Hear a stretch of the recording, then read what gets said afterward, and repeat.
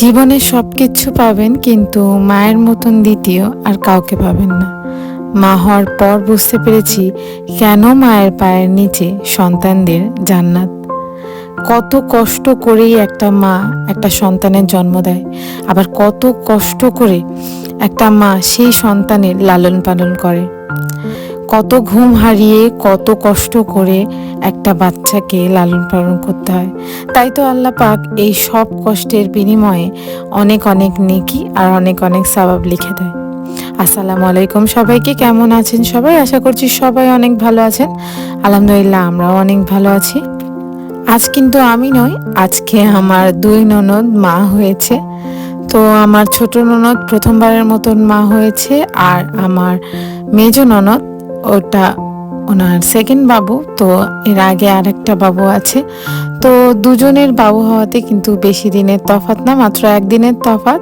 আর এই এতদিন আমাদের পরিবারে শুধু ছেলে আর ছেলে এসছে। তো এতদিন পর তো এই দুটো ননদের মেয়ে হয়েছে। তো মেয়েদের জামা কাপড় কিনতে কিন্তু খুবই বেশি ভালো লাগছিল। তো মেয়েকে দেখে আসার পরেই আমরা কিন্তু একটা দোকানে চলে আসি। তো ওখান থেকে কিছু আমরা ড্রেস কিনে নিচ্ছিলাম। তো যেহেতু শীতকাল পড়ে গেছে, আর একটু হাফ হাতাও না নিলে নয়, তো ওখানে হাফ হাতা আর ফুল হাতা দুটোই নিয়েছি। তো প্রথমে যাকে দেখতে পেয়েছেন সেটা একটা ননদের বাবু, আর এটা আরেকটা ননদের বাবু। তো মাশাআল্লাহ দুজনেই অনেক সুন্দর হয়েছে দেখতে। বাবু হওয়ার পর কিন্তু যেহেতু মা বেশি কাজ করতে পারে না, তো সেই কারণে বাবুদের নানি কিন্তু অনেক কিছু করে থাকে। তো এখানে শুধু একটা বাবু না, এখন কিন্তু দুটো বাবু। তো দুটো বাবুর জন্য আর কি নানিকে খুব বেশি খাটাখাটনি করতে হবে। তো এখন ওনারা দুজনেই হসপিটালে। তো দুজনেই আসার পর মায়েদের টেক কেয়ার করা থেকে শুরু করে বাবুদের টেক কেয়ার সবই কিন্তু নানিকে করতে হবে। আর যেহেতু আম্মা যে এইগুলো করবে, তো আমাকে একা হাতে পুরো সংসার সামলাতে হবে। তো আজকে আমি সকাল সকাল থেকে ব্লগটাও স্টার্ট করেছি। তো এখানে আমি আমার রুমের যে জানালাটা সেইটাই দেখাচ্ছি। এখানে ফুল গাছটা পুরোপুরি মরে গেছিলো বললেই চলে। তো কিছুদিনের জন্য আমি বাপের বাড়ি গেছিলাম, তো সেই কারণে। আর আসার পর কিন্তু এই যে তিনটে টব, এই তিনটে টবে আমি পুঁই শাক বসিয়েছি। তো তিনটে টবের পুঁই শাক কিন্তু আস্তে আস্তে করে হচ্ছে। তো একটার যে লাল টবের যে পুঁই শাকটা, সেটা কিন্তু অনেক দিন আগে থেকেই আর কি লাগিয়েছি বলে একটু বড় হয়ে গেছে। আর যেহেতু অনেক দিনটা বাপের বাড়ি ছিলাম, তো পরিষ্কার ছিল না, তো সেই হিসাবে ওখানটা জানলার কাছটা একটু পরিষ্কার করে দিয়েছি। আর তারপর এখন তো শীতকাল পড়ে গেছে। তো শীতকাল পড়ে গেলে এই যে বিছানা গুছিয়ে রাখা, কম্বল গুছিয়ে রাখার যে ঝামেলা, এতটা টাইম নিয়ে নেয়। একেই তো আমাদের সকালের দিকে অনেকটা তাড়া থাকে, প্রত্যেকটা আর কি গৃহিণীরই কিন্তু সকালের দিকে অনেকটাই তাড়া থাকে, আবার দুপুরের দিকেও। কিন্তু এই শীতকাল এলে এইটা আর কি গোছানো গুছানো কিনতে কিন্তু অনেকটা সময় চলে যায়। তো কিছু করার নেই, যেহেতু শীত পড়ে গেছে, এখানে কম্বলগুলো গুছিয়ে রেখে দিয়েছি। আর আপাতত এখনো মশারি আর কি খাটাইনি। মশারি খাটালে কিন্তু আরো অনেকটা অসুবিধা হয়ে যায় রোজ রোজ গোছানো নিয়ে। তো এখানে বেডটা ক্লিন করে দিয়েছি। তারপর একটুখানি আমার ড্রেসিং টেবিলটার অবস্থা খারাপ ছিল, যেহেতু বাবু আমি দুজনেই গেছিলাম, তো সেরকম খুব একটা এলোমেলো ছিল না। কিন্তু আয়নাটা যেহেতু অনেক দিন ধরে নোংরা হয়ে পড়েছিল, তো ভাবলাম একটুখানি আয়নাটাও ক্লিন করে দিই। আর সাথে সাথে সামনেটা যেহেতু অনেক কিছু জিনিসপত্র রাখা থাকে ড্রেসিং টেবিলের সামনেটা, তো সেই হিসাবে একটু নোংরা হয়ে থাকে। তো ভাবলাম এখানটা একটু পরিষ্কার করে দিই। তো এই জায়গাটা চেষ্টা করি ডেইলি ক্লিন করে রাখার। কিন্তু যেহেতু ঘরে ছোট বাবু, তো এই জায়গাটা একটু এলোমেলো হয়ে থাকে বেশিরভাগই। তো চেষ্টা করি যখনই সময় পাই এই জায়গাটা কিন্তু পরিষ্কার করে দেওয়ার। তো এই যে এই দিকগুলো এইখানটাও ভালো করে পরিষ্কার করে দিচ্ছি। আর পাশে যে আলমারিতে একটা দাগ দেখছেন, এটা ক্রেয়ন দিয়ে করেছে। তো আপাতত সকালবেলা এত কিছু পরিষ্কার করার আমার কাছে সময় নেই, তো টাইম নিয়ে পরে কিন্তু ওই আলমারির ক্রেয়নগুলো আর কি পরিষ্কার করব। আপাতত যেহেতু দেরি হয়ে যাবে, তো নাস্তাটা তাড়াতাড়ি আর কি তৈরি করে নেব। তো এখানে ব্রেড এনে রেখেছিল, তো এখানে ব্রেডগুলো আমি সেঁকে নেব আগে। তো কেউ বাটার দিয়ে খাবে, কেউ টোস্ট করে খাবে, তো সেই কারণে আমাকে আলাদা আলাদা এখন করতে হবে। তো যেহেতু সবকটাই কাটতে হবে, এখন আমি তিনটেই কেটে নিচ্ছি। আর কিছুজন আমরা ভাত খেয়ে নিয়েছি আর কিছুজন রুটি খাচ্ছে। তো যেহেতু আমি ভাত খেয়ে নিয়েছি, তো আমার কিন্তু ভাত খেলে একদমই পেট ভার হয়ে থাকে। তো কখনো কখনো না নষ্ট হওয়ার ভয়েতে আমি ভাতটা খেয়ে নিই, বা কখনো কখনো দেখা যায় যে অনেক তাড়াহুড়ো লেগে থাকে নাস্তা বানানোর, হয়তো অতটা সময় পাওয়া যায় না। তো তখন কি হয়, মানে নাস্তা না করে ভাত খেয়ে নিই, তো তখন একটু অসুবিধা হয়। তো আপাতত তো আজকে আমি ভাত খেয়ে নিয়েছি। তো এখানে ব্রেডগুলো আমি বাবু আর আমার হাজব্যান্ড আর আব্বাজিকে দেব।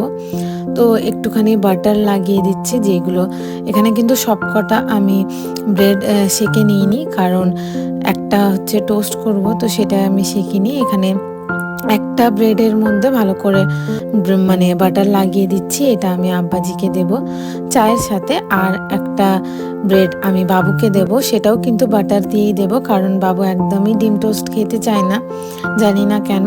শুধু হয়তো ডিমটা খেয়ে নেবে ওপর থেকে, কিন্তু মানে ব্রেডটা একদম খেতে চায় না। তো সেই কারণে ওকে কিন্তু ডিম টোস্ট আর কি করে দিতে পারি না। তো এরকমই ও বাটার দিয়ে খেয়ে নেয়, তো ওকেও বাটার দিয়েই দেবো। তো এখানে আব্বাজিরটা হয়ে গেছে, এখানে পিস পিস করে কেটে দিয়েছি, এতে করে খেতেও সুবিধা হয়। আর অল্প একটু চা দিয়ে দিলাম। তো এরপরেরটা আর কি বাবুকে করে দিচ্ছি বাটার দিয়ে। আর শীতকালে যেহেতু একটু বাটারগুলো জমে যায়, তো মানে খুবই রাগ ধরে এরকমভাবে লাগাতে। আর সবসময় না, যেহেতু সকালবেলার দিক, তো একদমই মনে থাকে না যে বাটারটা আর কি ফ্রিজ থেকে বার করে রাখবো। তো রোজ রোজ তো আর ব্রেড বাটার খাওয়া হয় না, যে মানে বাইরেই রেখে দেবো বাটারটা, তো সেই জন্য ফ্রিজে রাখতে হয়। আর যখনই আর কি ব্রেড বাটার খাওয়া হয়, তো তখনই মনে করে কিন্তু বাইরে বার করে রাখতে হয়। আর এই জিনিসটা সকালে কিন্তু একদমই হয়ে ওঠে না, তো সেই কারণে বেশিরভাগ এরকম জমে জমে থাকে, তো খুবই আর কি প্রবলেম হয় এরকম লাগাতে। তো এখন আমি ডিম টোস্টের প্রিপারেশন করছি। তো এখানে পেঁয়াজ, লঙ্কা, ডিম, তারপরে যত রকমের গুঁড়ো মশলা, এগুলো দিয়ে দিয়ে ভালো করে এখন ফাটিয়ে নিচ্ছি। তো এইরকম মানে যখনই ব্রেড আনা হয়, আমার হাজব্যান্ড একদমই ব্রেড বাটার খেতে চায় না, ওনাকে আর কি ডিম টোস্টটা করে দিতেই হবে, যে যতই লেট হোক। কখনো কখনো এরকমও হয় যে লেট হয়ে যায় নাস্তা করতে, তো লেট হলেও কিন্তু উনি আর কি বসবে, কিন্তু ডিম টোস্টই চাই।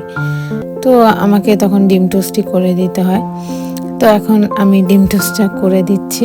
আর বেশি বেশি মশলা দিয়ে একদম ডিম টোস্ট আর কি আমার খেতে একদমই ভালো লাগে না। তো আমি সবসময় চেষ্টা করি যে ডিম টোস্টে একদম সামান্য আর কি শুধু নুন থাকবে আর অল্প একটু জিরে থাকবে, ব্যাস। তো সেই ডিম টোস্টটা কিন্তু দেখতে হালকা সাদা টাইপের হয়, আর ওপর থেকে গোলমরিচ, লেবু হোক, নুন হোক, ওপর থেকে ছড়িয়ে খায়, কিন্তু এরকম মানে বেশি বেশি মশলা দিয়ে খায় না। কিন্তু আমার হাজব্যান্ড বা আরও সবার কিন্তু এরকম আর কি একটু বেশি মশলা দিয়ে ডিম টোস্ট পছন্দ। তো সেরকমই করে ওপর থেকে জাস্ট একটু গোলমরিচ গুঁড়ো দিই। নাস্তা করার সাথে সাথে কিন্তু আর কি নাস্তা খাওয়ারও আগে আমি কিন্তু ভাতটা বসিয়ে দিই, নাহলে কিন্তু অনেক বেশি দেরি হয়ে যায়। আর ভাতটা রান্না হয়ে গেলে কিন্তু দুটো আর কি ওভেনের দুটো দিকে ফাঁকা থাকে, তো যদি দুটো বা তিনটে তরকারিও হয় তখন কিন্তু অসুবিধা হয় না। কিন্তু ভাত একদিকে হতে থাকলে আর একটা দিকে তরকারি করতে করতে কিন্তু অনেক সময় লেগে যায়। তো চেষ্টা করি নাস্তা তৈরি হওয়ার সাথে সাথে আর কি ভাতটা বসিয়ে দেওয়ার, বা ফাঁকা থাকলে নাস্তার সাথে সাথেই কিন্তু ভাতটা বসিয়ে দিই। তো এখানে এক গাদা বাজার এনেছে, তো সেইগুলোকে এখন মানে ঠিক করে রাখতে রাখতে মানে অনেকটা টাইম লেগে যাবে। তো এখানে দু রকম শাক এনেছে, মূলো শাক, পালং শাক, তারপরে অল্প একটু বাঁধাকপি এনেছে, তারপরে বিনস, বরবটি, তারপরে পেঁয়াজকলি, শসা, গাজর, টমেটো সব রকমই এনেছে। তো এখন চেষ্টা করছি আলাদা আলাদা করে প্রথমে ঝুড়িতে রাখার, তারপর ওগুলো দেখে বুঝতে পারা যায় যে কোনটার সাথে কোনটা রাখলে আর কি সুবিধা হবে, আর আজকে কি কি রান্না করতে হবে। তো এখানে অলরেডি কিছু কাঁচা লঙ্কা ছিল, আবারও কিন্তু কিছু কাঁচা লঙ্কা আর কি ভুল করে আনা হয়ে গেছে। তো এরকমভাবে আমি কন্টেনারে করে ফ্রিজে রাখি।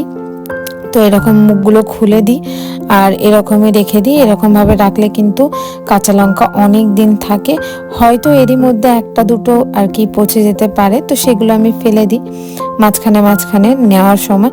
আর কিন্তু এগুলো অনেক দিনই অ্যাজ ইট ইজ থাকে। তো এই যে এরকমভাবে আলাদা আলাদা করে রেখেছি বাজার। এরই মধ্যে কোনগুলো রান্না করব সেগুলো দেখে নেব, আর কয়েকটা জিনিস মানে ফ্রিজে রেখে দেব। তো প্রথমেই এই যে বক্সটা লঙ্কার, এটা রেখে দিচ্ছি। তারপরে কিছু মাছ এনেছিল, সেই মাছগুলো এখন ধুয়ে নিতে হবে। তো আজকের রান্না বান্নাটা একদম সিম্পল টাইপের করব, তো খুব বেশি আর কি মানে টাইম নিয়ে করতে হয় সেরকম কোনো কিছু রান্না করব না। যেহেতু শাক এনেছে তো শাকটা তো রান্না করতেই হবে। তো বেশিরভাগ মাছ আনলে কিন্তু আঁশ টাশ সব কিছু পরিষ্কার করেই আনে, তো খুব বেশি পরিষ্কার করার ঝামেলায় যেতে হয় না। অল্প একটু ভালোভাবে মানে 4-5 বার ভালোভাবে ধুয়ে নিলেই কিন্তু একদম পরিষ্কার হয়ে যায়। আর এই মাছগুলো যেহেতু জ্যান্ত মাছ, তো খেতে কিন্তু প্রচুর মজার। তো যেহেতু মানে যখন আর কি বিয়ের আগে যেহেতু কলকাতায় আর কি সেরকম জ্যান্ত মাছ খুব একটা পাওয়া যায় না, তো সব বরফের মাছই খেতে হয়। তো অনেক বড় বড় মাছ আর সেরকম কিন্তু টেস্ট থাকে না। তো যখন থেকে আমি শ্বশুরবাড়ি এসেছি তো আমার কিন্তু এই জ্যান্ত মাছই খাওয়া হয়, আর এই জ্যান্ত মাছের টেস্ট কিন্তু খুবই ভালো। আর যে কোনো তরকারি এই মাছ দিয়ে রান্না করলে খেতে কিন্তু খুবই মজার লাগে। তো মাছগুলো এখানে আমি মশলাও মাখিয়ে নিয়েছি, আর যতটা মাছ মানে আর কি রান্না করব সেটা এক জায়গায় রেখে নিয়েছি। আর যেটুকু আমি ফ্রিজে রাখবো মশলা কিন্তু মাখিয়ে আমি একটা কন্টেনারে আর কি রেখে দিয়েছি, সেটা আর কি ফ্রিজে রেখে দেব। আর কাঁচা মাছ আমি কখনোই কিন্তু ফ্রিজে রাখি না, চেষ্টা করি মশলা মাখিয়ে রাখার। কারণ কাঁচা মাছ ফ্রিজে থাকলে সেরকম একটা টেস্ট থাকে না, কিন্তু মানে মশলা মাখিয়ে রেখে দিলে মানে একটা ভালো টেস্ট থাকে ওর। তো সেই কারণেই মশলাটা মাখিয়ে রেখে দিই। আর এখানে মাছগুলো প্রথমে আমি ভেজে নিচ্ছি। তো মাছগুলোকে হালকা ভেজে নেওয়ার পর তারপরে কিন্তু পেঁয়াজ দিয়ে মানে ভালো করে কড়া করে ভেজে নেব। আর যতক্ষণ মাছটা ভাজা হচ্ছে ততক্ষণ আমি মূলো শাকটা সেদ্ধ হতে বসিয়ে দিচ্ছি। তো মূলো শাকটা কিন্তু ভাজা করব। তো এমনিতেই যে কোনো শাক যখনই আমি ভাজা করি তখনই কিন্তু আগে সেদ্ধ করে নিই, তারপরে আর কি শাকটাকে ভাজা করি। আর মূলো শাকে যেহেতু এমনিতেই গন্ধ থাকে, তারপর একটা তেতকুটে ভাব থাকে, তো মূলো শাকটা একদমই ভালো করে আর কি পানিটা ফেলে দিতে হয়, নালে একদম ভালোভাবে নিংড়ে নিতে হয়, তবে কিন্তু ভালো করে ভাজা যায়। তো সেই কারণে আমি ভালো করে আর কি কম পানি দিয়েই কিন্তু শাকটাকে আর কি সেদ্ধ করে নিচ্ছি। আর এদিকে আমার হালকা ভাজা হয়ে গেছে মাছগুলো এক পিঠ, তো আর এক পিঠ একদিকে ভাজাও হচ্ছে, আর একদিকে যে পেঁয়াজটাও লাল করে ভালো করে মিক্স করে দিচ্ছি। তো সব যেহেতু সিম্পল খাবার দাবার, তার সাথে কিন্তু আমি ডালও রান্না করে নিয়েছি। তো একই সাথে ডালও রান্না করা হয়ে গেছে। এবার ভাজাটা করে নিয়ে জাস্ট আর একটা তরকারি করব, তাহলেই কিন্তু দুবেলা আরামসে খাওয়া হয়ে যায়। তো রাতের দিকে চেষ্টা করি মানে একটু ফাঁকা থাকার, যাতে আর কি রান্না বান্নার ঝামেলাটা না থাকে। তো চেষ্টা করি দুপুরের দিকে কিন্তু রাতের রান্না আর এখনের দুটোই কিন্তু যেন হয়ে যাক। তো কখনো কখনো এরকম হয় যে দুপুরের দিকে মানে সময় হয় না, তখন হয়তো কম রান্না করলাম, তো তখন আমাকে রাতের দিকে আবার রান্না করতে হয়। কিন্তু বেশিরভাগ চেষ্টা করি যে মানে দুবেলার রান্না কিন্তু একই হাতে সেরে নেওয়ার। তো আমার শাকটাও সেদ্ধ হয়ে গেছে, তো সেই কারণে এখানে কড়াইতে তেল দিয়ে লঙ্কা পেঁয়াজ রসুন দিয়ে ভালো করে আগে ফ্রাই করে নিচ্ছি। তো এরই মধ্যে কিন্তু আমি শাকটা ভালোভাবে ভেজে নেব। তো যেহেতু মূলো শাক, তো একটু সময় নিয়ে ভাজতে হবে বেশিক্ষণ ধরে, তো যাতে এর গন্ধটা আর কি না থাকে। তো এখানে হালকা করে আর কি রসুনটা হালকাই ভেজেছি, আর এরপর শাকের সাথে কিন্তু ভাজা হয়ে যাবে। আচ্ছা, শীতকাল এলেই কারা কারা শুটকি মাছ খেতে ভালোবাসেন তারা কিন্তু অবশ্যই কমেন্ট করে জানাবেন আমায়। তো আর শীতকাল ছাড়াও এমনি শুটকি মাছ খেতে কাদের ভালো লাগে তারাও কিন্তু অবশ্যই কমেন্ট করবেন। তো আমরা কিন্তু শীতকাল এলেই বেশিরভাগ শুটকি মাছটা খেয়ে থাকি, কারণ শিম পেঁয়াজকলি পেঁয়াজ পাতা এইগুলো দিয়ে শুটকি মাছ দিয়ে রান্না করলে কিন্তু খুবই ভালো লাগে। তো সেই কারণে আনা হয়। আর মাঝে মাঝে কিন্তু শুটকি মাছটা এমনি কষাও করা হয়, ওটাও কিন্তু খেতে খুবই ভালো লাগে। তো আজকে আমার যে রান্নাটা নেক্সট যে রান্নাটা করছি সেটা কিন্তু শুটকি মাছ দিই। তো এখানে যে চ্যাপটা যে শুটকিগুলো হয় না, সেই শুটকি মাছ আর কয়েকটা যেটা সরু যেটা হয় সেই শুটকি মাছও দিয়ে দিয়েছি। তো পেঁয়াজ আর শুকটি মাছ ভালো করে আমি কিন্তু ফ্রাই করে তারপর পেঁয়াজকলি আর আলুটা মানে মিক্স করে নিচ্ছি। আর যেমনটা সব রকম মশলা দিয়ে কষিয়ে নিতে হয় ঠিক তেমনভাবে মশলা দিয়ে কিন্তু কষিয়ে নিয়েছি, কিন্তু আমার ক্লিপগুলো নেওয়া হয়নি বলে সেগুলো দেখাতে পারিনি।